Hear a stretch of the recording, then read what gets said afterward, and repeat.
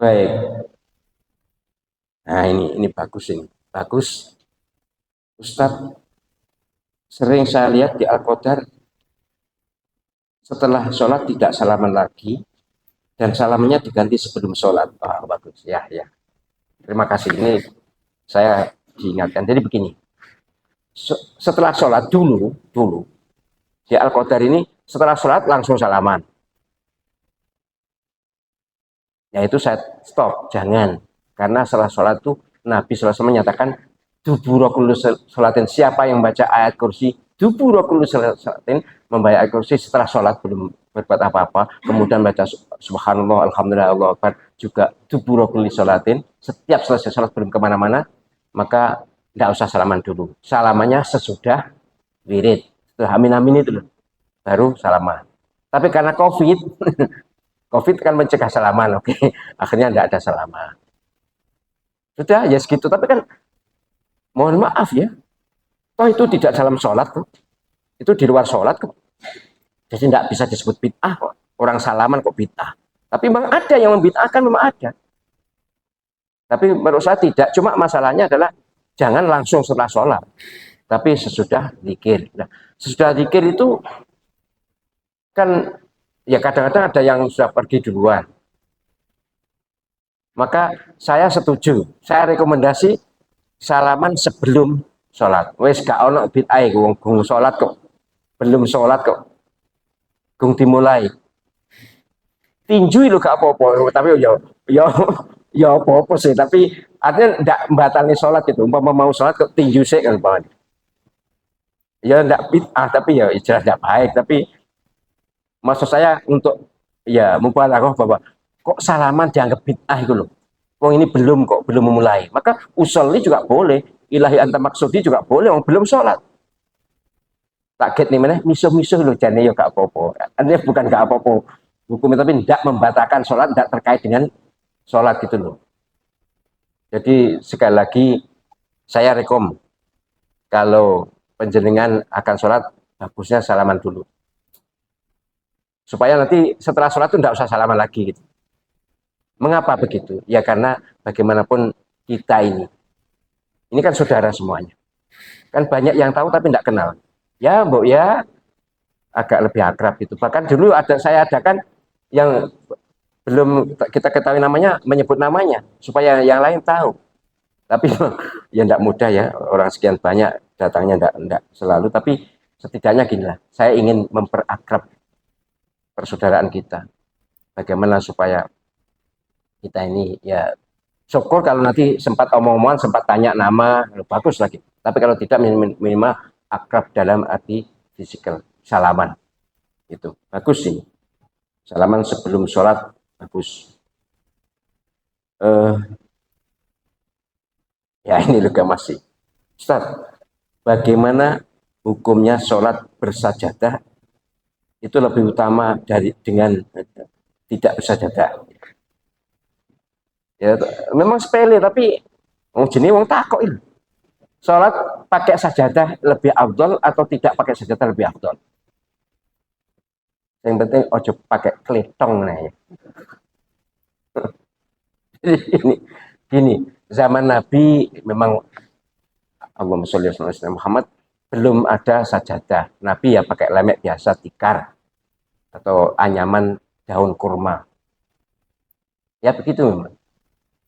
Maka ya kasar ya. Zaman Nabi itu lemeknya bukan ya setelah tanah itu bukan mester, belum ada ya mester kayaknya. Tapi yang jelas Masjid Nabawi dalam hadis-hadis sahih itu lantainya tanah. Maka kalau ada badui pipis di pojok masjid itu bukan dicuci, tidak disiram aja, karena airnya mesti ambles gitu. Waktu itu ada badui kencing di pojok masjid, oleh sahabat mau digurak, apa digurak itu?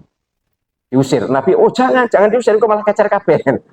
Lalu iya toh, diusir kacar kabeh. Biar dulu, biar ditutup nih, waduh. Jadi nguyuh yang jero masjid ben ditutup aja jalan ya.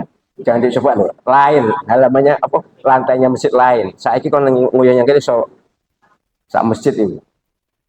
Nah, Zaman Nabi memang tidak ada sajadah. Kemudian bagaimana? Apakah sajadah itu afdol atau tidak afdol?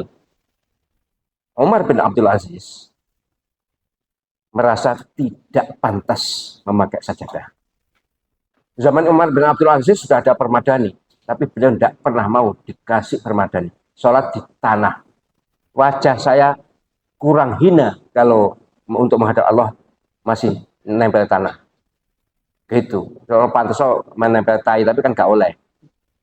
Jadi Umar bin Abdul Aziz tidak pernah mau memakai sajadah karena merasa terlalu mulia. Mukanya terlalu dimuliakan di hadapan Allah. Jangan. Itu Umar bin Abdul Aziz. Ya yang lain-lain mirip-mirip begitulah. Kalau orang dulu itu yang penting hatinya khusyuk.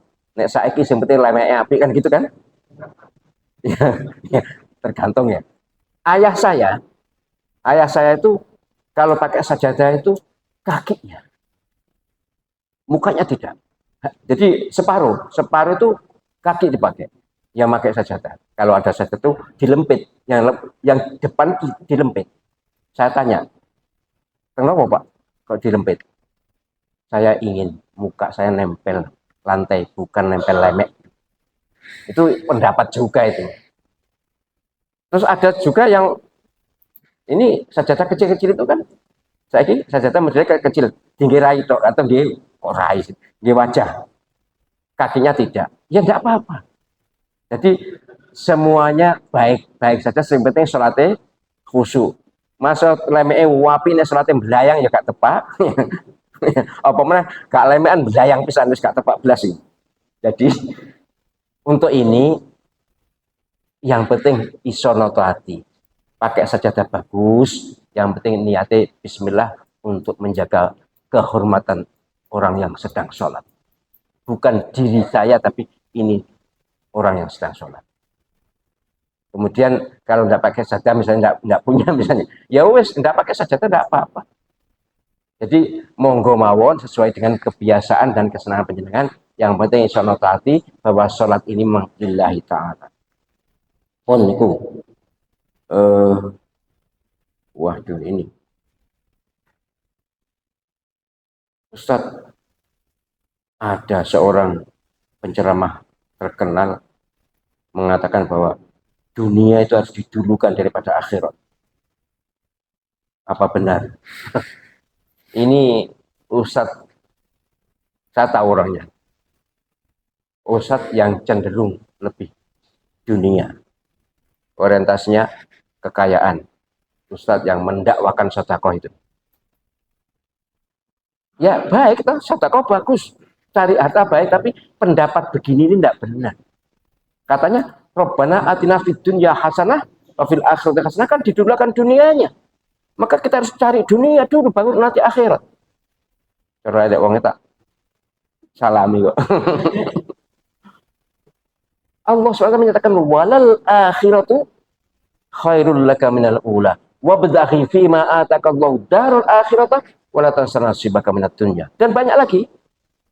Wal akhiratu khairu wa abqa. Banyak bahwa akhirat itu lebih baik, lebih utama daripada dunia ini.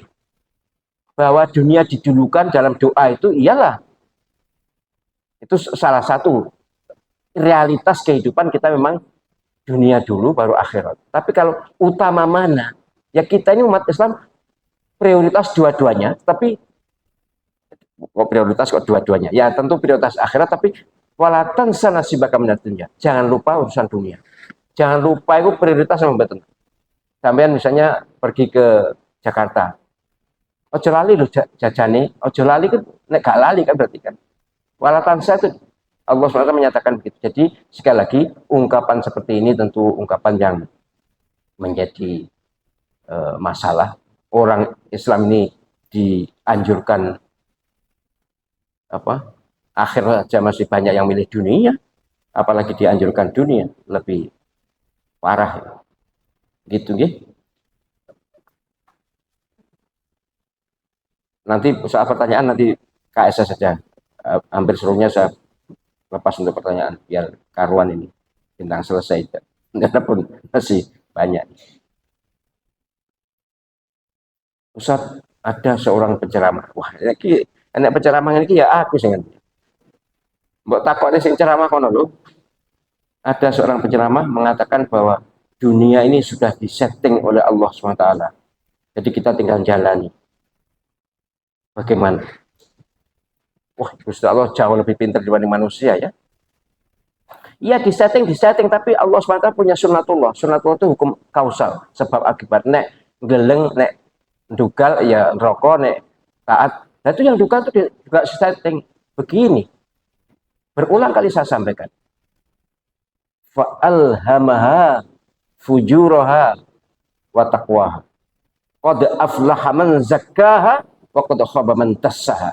Itu salah satu ayat di antara sekian banyak ayat bahwa semua manusia, saya penjenengan ini diberi oleh Allah peluang, kesempatan, kemauan, keinginan untuk berbuat baik dan berbuat jelek. Semua diberi. Ini fa'alhamaha fujuraha wa taqwa. Kita ini, saya punya potensi untuk baik dan punya potensi untuk jahat. Penjenengan sama juga. Tapi kemudian Allah menjelaskan qad aflaha man zakkaha. Sungguh beruntunglah orang yang membersihkan dirinya. Wa qad khaba man dassaha, dan rugi orang yang mengotori dirinya dengan kejahatan. Jadi ada setting dari Allah SWT memang. Dunia ini tidak mungkin tidak disetting oleh Allah SWT. Disetting ya, disetting. Tapi ada bagian-bagian tertentu, terutama terkait dengan mukallaf, baik manusia maupun jin, yang diberi kebebasan memilih. Wa qulil haq wa kumir rabbikum, katakan yang hak itu dari Tuhan. Faman syaa'a falyu'min wa man syaa'a falyakfur. Surah Al-Kahf. Katakan kebenaran itu dari Allah SWT. Kalau mau silakan beriman, kalau tidak mau silakan kafir. Ada kebebasan memilih.